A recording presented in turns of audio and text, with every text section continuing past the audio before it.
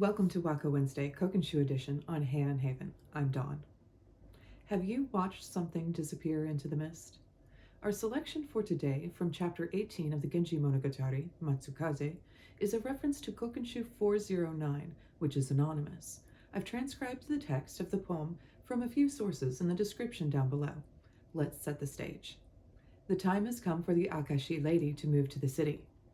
Genji has sent retainers to escort the lady to Oi, and they decide to go by boat. Washburn writes, "The achingly beautiful morning mists over the bay, which a poet of old described, obscured the boat as it rowed away." We don't know which poet of old wrote Kokinshu 409, but Rod and Washburn say that it has a traditional attribution to Kaki no moto no hitamaro. Washburn translates the Waka this way: "I think longingly of the boat that disappeared amidst the islands and morning fog in the dim light of dawn over the bay at Akashi."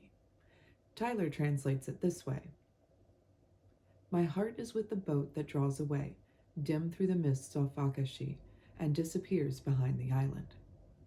But I actually prefer Rod's translation. "Dimly, through morning mists over Akashi Bay, my longings trace the ship, vanishing from sight, floating silently behind the isle." Not only do I prefer this version for its overall poetic style, it is also a tighter translation in my opinion, having read the other versions. Part of this is because of the commentary in Rod's translation.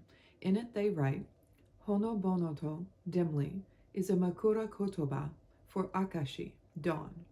All three of these translations use dim. Seidensticker, included in the description below, does not. Neither does he include dawn or morning.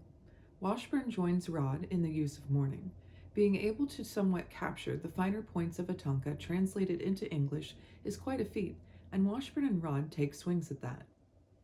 What is that they were trying to capture? Makura kotoba. A makura kotoba is a pillow word, a word that describes a noun or verb, but is also a figure of speech within Waka. In this case, dim modifies dawn. An example in English might be rosy-fingered dawn. I'm going to try to work this makura kotoba pairing into my Tanka, but first a touch of literary analysis. It's easy to see why Murasaki Shikibu included this reference in her tale. Her characters are acting out the poem. Did she perhaps create this scene with that poem in mind? Playing on existing poetic tropes is in keeping with existing literary practice, and would elevate the work as it expresses the sophistication of the writing being on par with the aesthetic sensibilities of the mid-Heian period. Courtiers were expected to be well-versed, pun intended, and their own poetry and conversation would be littered with references. Think of it as pop culture references to song lyrics. After all, uta, which can be interpreted as poem, more directly translates as song. What do you think? And now for my Tanka inspired by the selection. "The first dim light of dawn does not break through the mists, and you disappear, a ship in Akashi Bay, now lost behind the islands." What has inspired you this week? Share your poem in the comments below. Thank you for watching. Subscribe if you'd like to explore the Heian period of Japan with me through poetry.